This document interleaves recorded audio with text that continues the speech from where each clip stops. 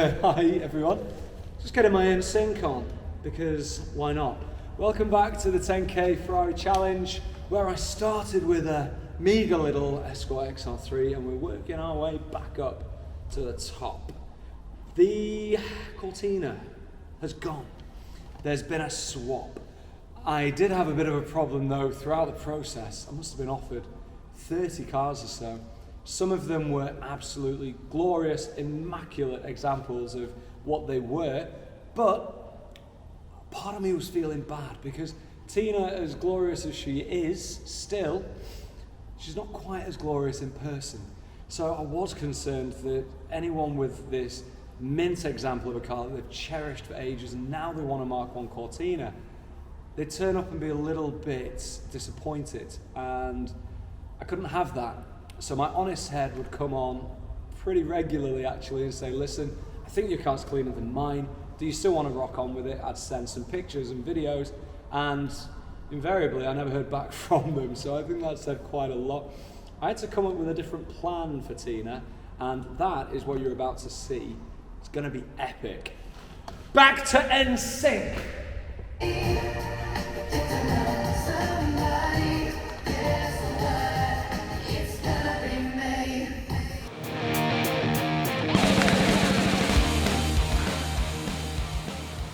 Go whenever you're ready. Oh, so I will do that. All right, Blair.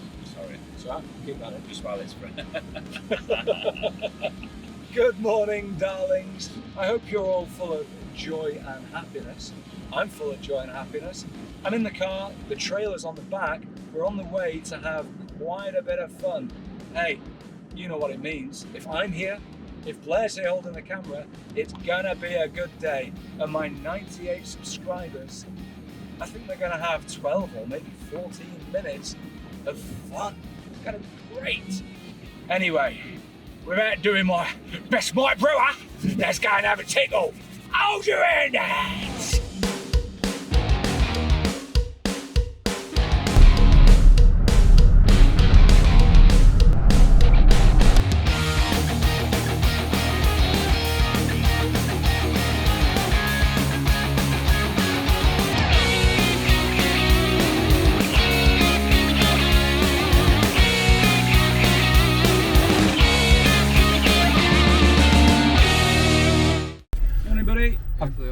Yes, I've got a load of cars in there already. Oh, this way.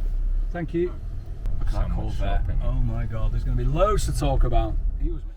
We're here, the brilliant Mavericks venue in Holywell, North Wales, just south of Chester.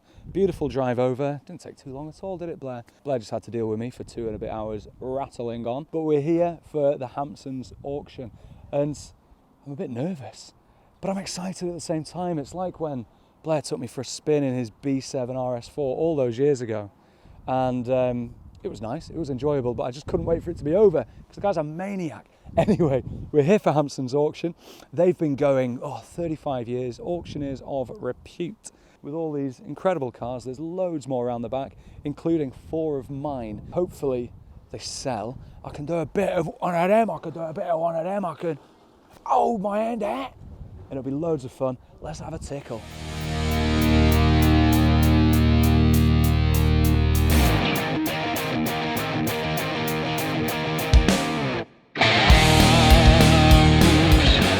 Now, the very best thing about auctions like this is the buyers in the room determine the market.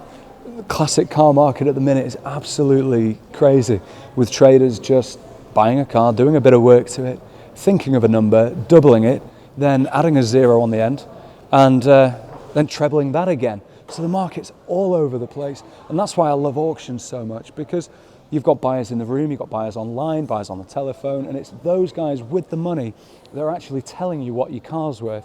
It's a bit of a risk. The 4 cars I've got here, I've obviously spent money on. Money left my bank, I've got those cars, and 3 of them haven't got a reserve. So, yeah, a little bit petrified, as I said before. But we're here, we want the buyers in the room, ideally 2 or 3 who want one of my cars, and they're going to bid each other up, and it's going to be loads and loads of fun. Besides that, I think it's just going to be epic. let's go and check out some of the cars I've brought. I feel like I'm a bit of Richard Rawlings going on here. Let's get you some of that. Whoa! Sorry. So, first on my list, this Volvo 850 over here. I picked this up in the trades a month or so ago, and I just adore it. I've always liked them, you know, it's very much a car of my youth. Sorry if that alienates some of my viewers. I know my uncle's watching. Hi Simon, thanks for everything. And you know, he'll sort of think, car from my youth, cheeky little bitch.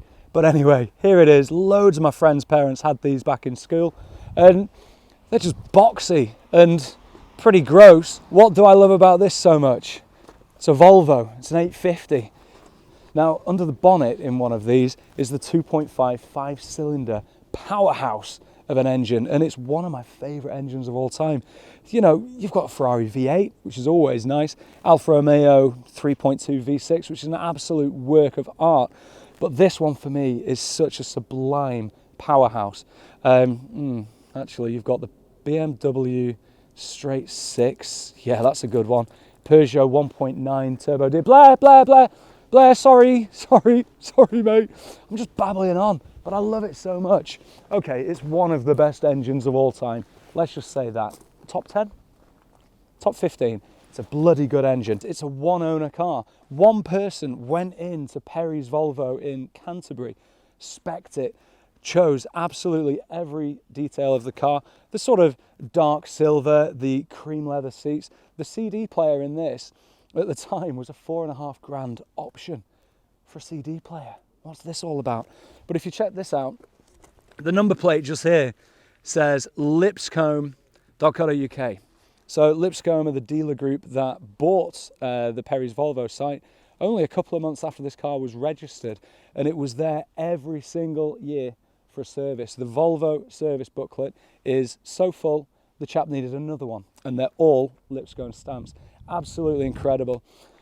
Detail wise, it's okay. Condition is all right. The plastics needs a bit of work. The paintwork down the side, I don't know if you can see this in the light, Blair, but if you see the passenger door here, from sort of there to about here, it's been painted at some point in its life. And you know, I wouldn't even blame Stevie Wonder for work like that. It looks terrible. This weird sort of light halo all around the area that was painted. Beyond that, it's perfectly original. Upgraded alloy wheels. I took it for an MOT 3 miles ago, and it passed with no advisories. The thing's epic. I've listed it here as no reserve just because it's a tricky car to place. You can find them online for £5,000, £6,000, even £7,000. We've only got 84,000 miles on the clock. It's a one owner car.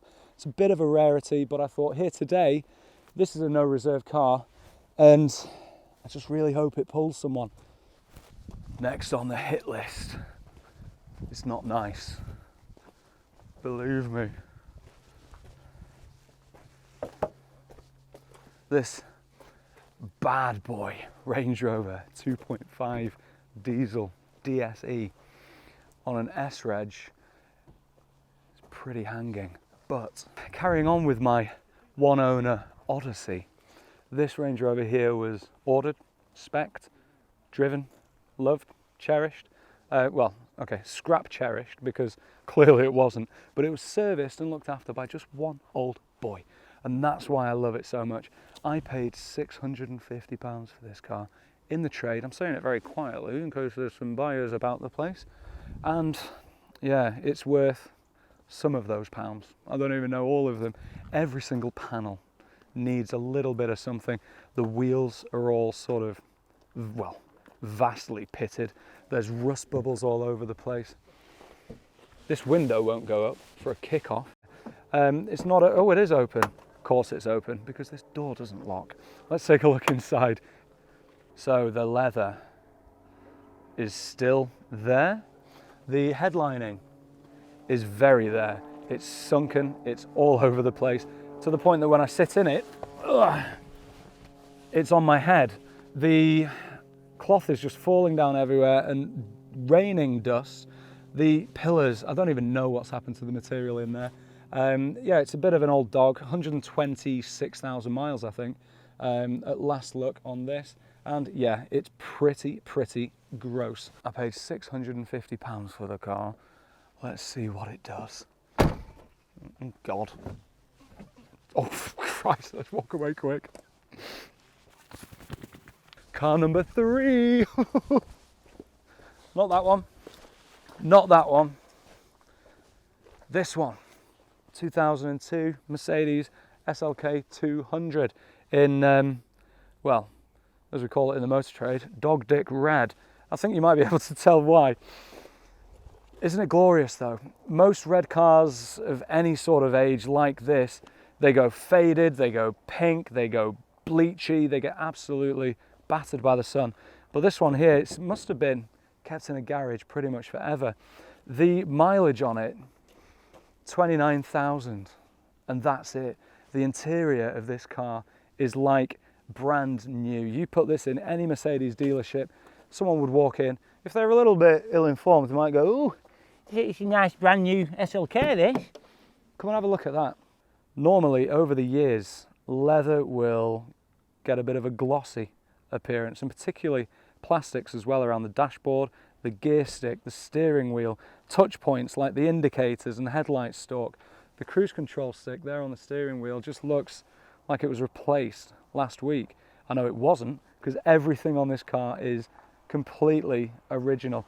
I popped this over to my beautiful loves at Modern Classics in Lytham for a service and an MOT, no, not an MOT, because it doesn't need one, because MOT was just before I bought it. So MOT is all the way through to July. I freshly serviced it.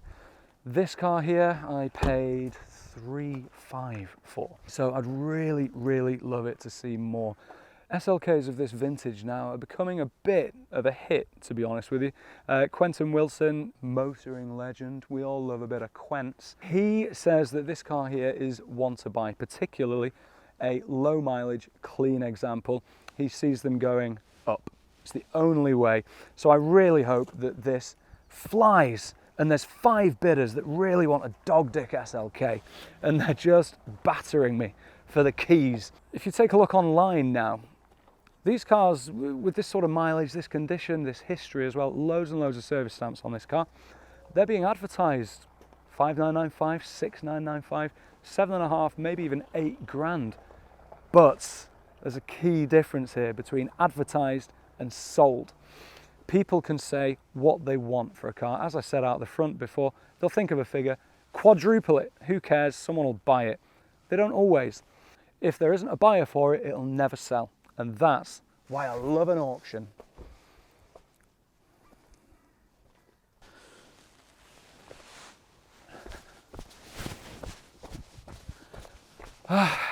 Shattered now. Car number 4 of the collection going under the hammer today. This stunning, mega pea green. It's not pea green, it's original Volkswagen Sumatra green, 1972 Beetle. Who doesn't love a Berg? Tell you, I don't really. I'm 6'2" and I can't fit in it, but it's a super cool thing.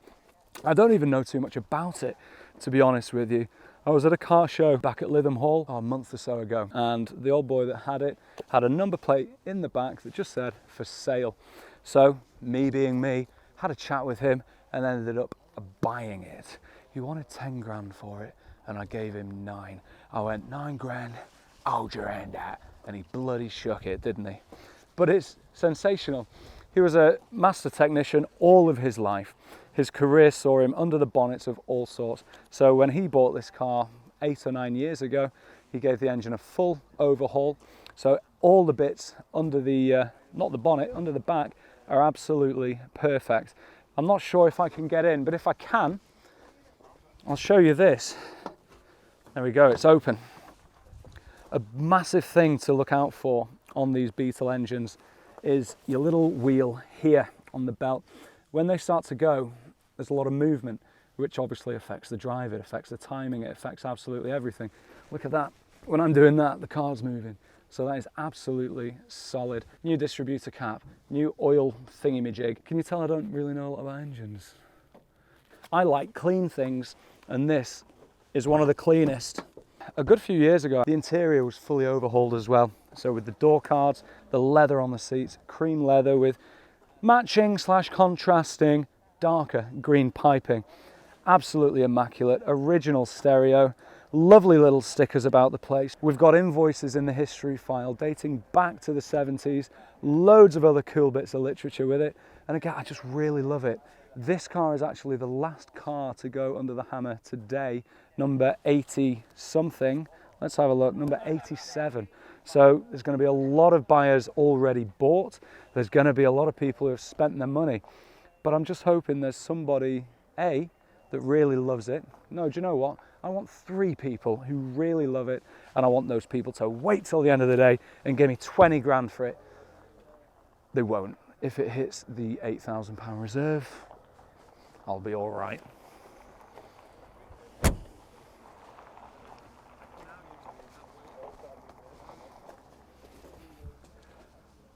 So that's it, my 4 cars that are here at Hampson's Auctions.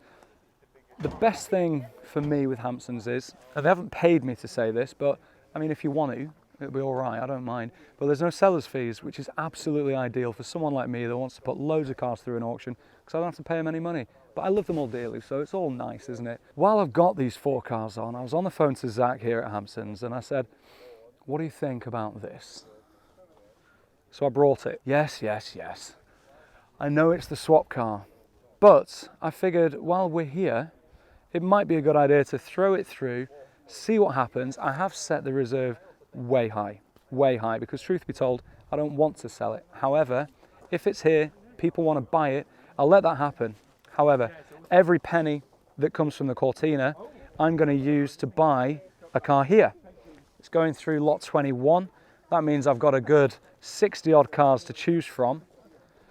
You never know, because I think, if anything, it's going to be a bit of fun, and I might just buy something special while I'm here. That walk-off was very Kevin McLeod, wasn't it? Grand Designs. You won't believe this. There's a woman here pretending to be a project manager. We'll keep that in. Kevin McLeod, he's a knob.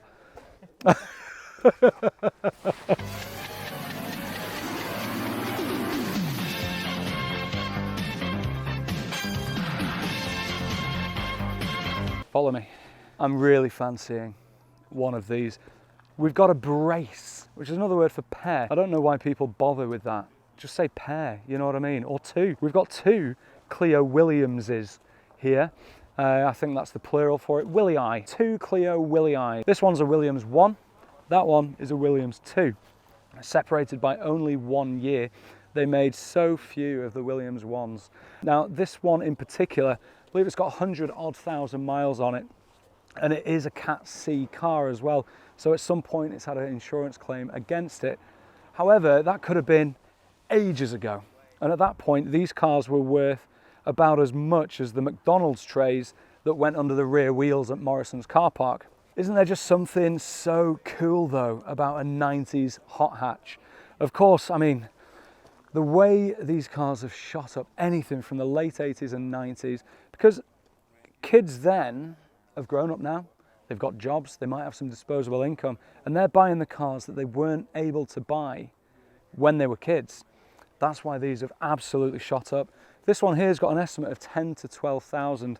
I know that one, the Williams 2, that mileage is about 60 odd thousand. The reserve on that is a touch higher. I need to check. I think it's 12 to 15.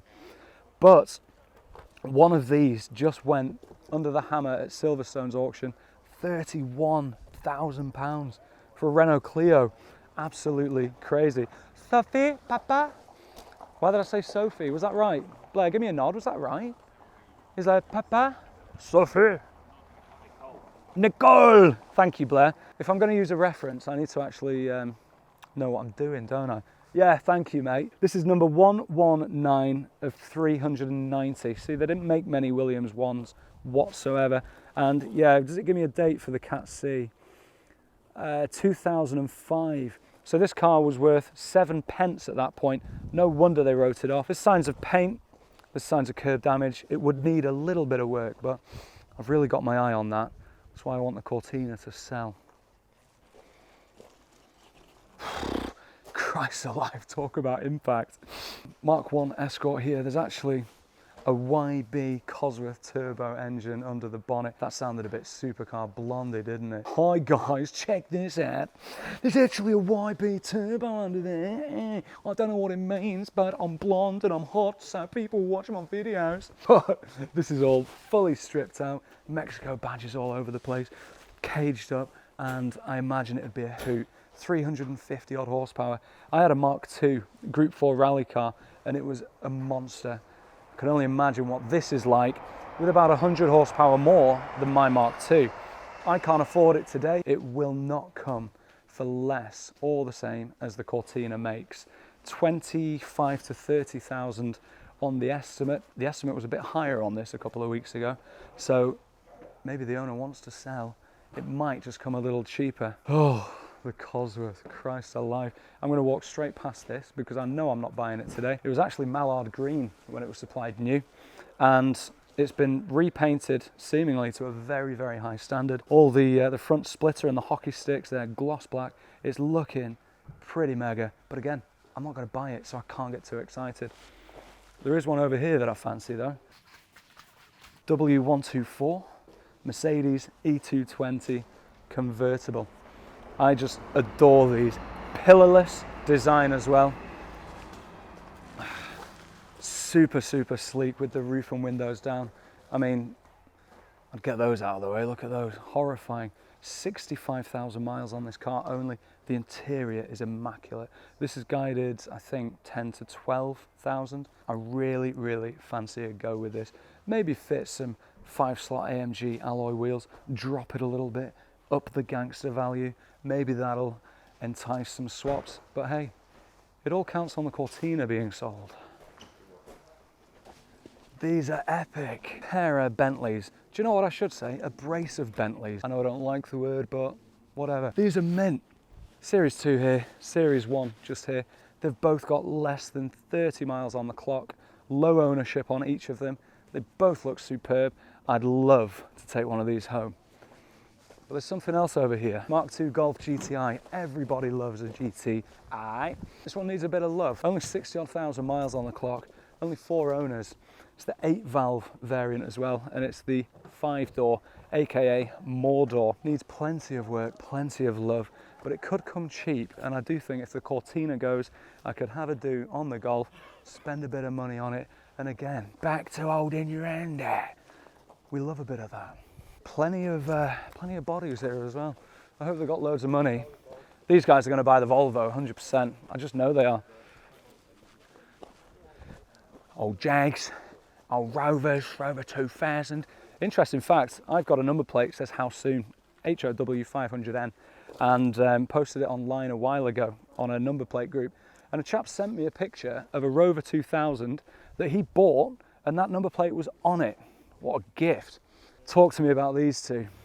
What do you think? Old 635 CSI in Jewish Racing Gold. Great number plate. My favourite band is NoFX. I'd buy this and write a small little N on the plate. I love it. That's going to come for somewhere between 6,000 to 8,000 according to the guide. But again, who knows, in the room it might shoot up. That might be an option for me also. But if I pull my sheepskin jacket out and put a bit of Cockney woke on, I could have a bit of this. Rover SD1 Vitesse. Gangster as you like. Needs plenty of work to be fair. But God, look at that. Horrible dash, horrible steering wheel, horrible seats, horrible design, horrible wheels, horrible everything. But that makes it epic. And I absolutely love it. Look at this. 1985 car, headlight washers. Absolute gangsters. Rovers were absolutely premium back in the day. Such a shame that they'd completely died. What are we on here? Estimate 6 to 8 grand. That'd be something. 85,000 miles on the clock, and there are under 3,000 SD1s left in the UK. Really? Take 3 zeros off that and I'd believe you. I can't even remember the last time I saw one of these. Where I would like to see one of these is in my trailer, coming back with me. If I could pick that up for the lower end of this estimate, 6 grand, that'd give me quite a chunk of change to go through it, paint it, make it delicious, offer it for swap. Let's get the Cortina sold, that'd be mega. Yeah, bits of rust everywhere, hopefully surface. But then again, there's 3,000 of these tailgates, maybe a few more.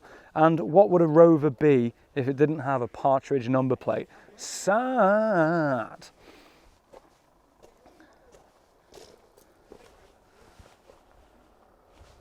I can't seem to stay away from this 635, you know. JRG metallic. Town Cars of Gloucester on the number plate, on the sticker in the window. They could be recreations, they could be the genuine article. Cool as all hell. I've always loved the shark nose design of these. Let me have a look at the reserve. I can't remember if I said it before. I did. 6 to 8,000. 143 on the clock. Off the road since 1999. Needs a bit of work, but you know what? If I could pinch it at that, I'd have the money in the game for the work, mint it up. Worth a chunk then. Tell you what, it's getting absolutely redders out here. The hoodie came off not long ago. Not just because it was cold, but it was covered in cat hairs. That's what you get with 3 cats. Oh, wobbly bob, manky and splodge. I miss them already. But the North Wales temperature is climbing vastly. Just like the values of Mark 1 Cortinas, I heard. So this is going off. Let's go sell some cars. Right, let's get in, but not before we have a look at some cars here. Capri there, 2.8 beast of a thing. That's actually the car that started everything for me. When I was 5 years old, Uncle Simon came around to the house in his 2.8 Capri, rumbling and rumbling, and I fell in love with cars at that point. And that's too many years ago to think about. So this 560 SEC, 986 Boxster S. I'd like to see what this one goes for, because obviously I've got one myself. Naturally, mine's the one owner car with only 69,000 miles, and it's Guards red, but still I'd like to see it. Whee! Watch out for the cone though, Blair. Cone of Doom. Jaguar XK8 or R, I'm not sure. Looks like a Wolseley something or other to me. Oh my God. Corvette. Stingray. Anything can happen in the next half an hour. Jaguar E-Type, looks like a Series 3 to me. Not my thing. They all went a little bit American, and with that came different headlights, different rear lights mounted in a horrible place, and not for me. Lovely MG, epic Mark III Escorts. Look at those grille lights. How 80s is that? Adore it. Ferrari Mondial, a car that was forgotten about. Everyone hated them. It was the poor man's Ferrari. Well, let me tell you, there's no such thing as a poor man's Ferrari. The £5,000 bill I had for manifolds on the 355 will attest to that. But aren't they just classic and cool looking now? I'd really like to see what that goes for. I reckon 25, 30, maybe. Over there, 612 Skag, that's going in as well. V12 Ferrari for probably that much money. Do you know what? If I sell everything today, I'll have it. No, I won't.